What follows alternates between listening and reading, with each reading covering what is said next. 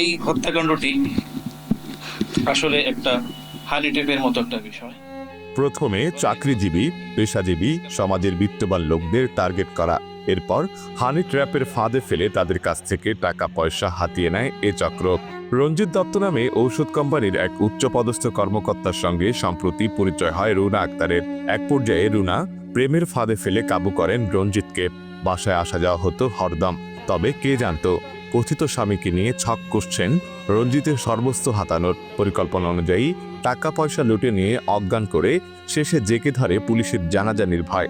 ঘটনা ধামাচাপা দিতে রঞ্জিতকে তারা ফেলে দেন দ্বিতল ভবনের ছাদ থেকে, আর এতেই তার মৃত্যু হয়।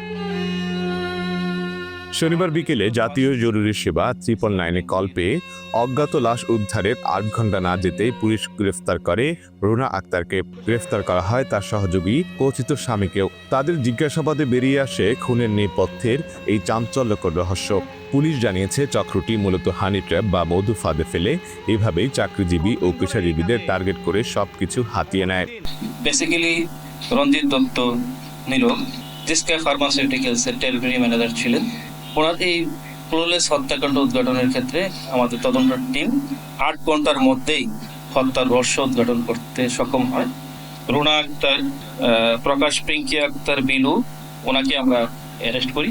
ওনাকে ব্যাপক জিজ্ঞাসাবাদের প্রেক্ষিতে ওনার যে দুষ্কর্মের সহযোগী ইব্রাহিম খলিল, প্রকাশ মিজানকে আজকে আমরা অ্যারেস্ট করি। খুনের নেপথ্যে হানি ট্র্যাপ উল্লেখ করে পুলিশ কর্মকর্তা আরও বলেন, ভুক্তভোগীর সঙ্গে রুনা আক্তারের একটি সম্পর্ক তৈরি করে তাদের বাসায় নিয়ে সর্বস্ব লুটে নেয়। এই হত্যাকাণ্ডটি আসলে একটা হানি ট্র্যাপের মতো একটা বিষয়। রঞ্জিত দত্ত উনি জিসকা ফার্মাসিউটিক্যালসের টেরিটরি ম্যানেজার ছিলেন। তো ওনার সাথে রুনা আক্তারের সাথে সম্ভব একটা সম্পর্ক বিল্ড আপ করেন এবং ওনাকে ট্রাপে ফেলেই এই সুলতান সাহেবের বাসাতে নিয়ে ভাড়াটি ওনারা গত নভেম্বরে ওনারা এখানে ভাড়া নেন। ভাড়া নিয়ে এই ধরনের ঘটনা এরই মধ্যে আমরা মূল 2জন আসামিকে অ্যারেস্ট করেছি। গতকালকে আজকে আমরা একজন চালান দিয়েছি, আরেকজনকে আমরা নিয়মিতভাবে আমরা আগামীকাল চালান করব।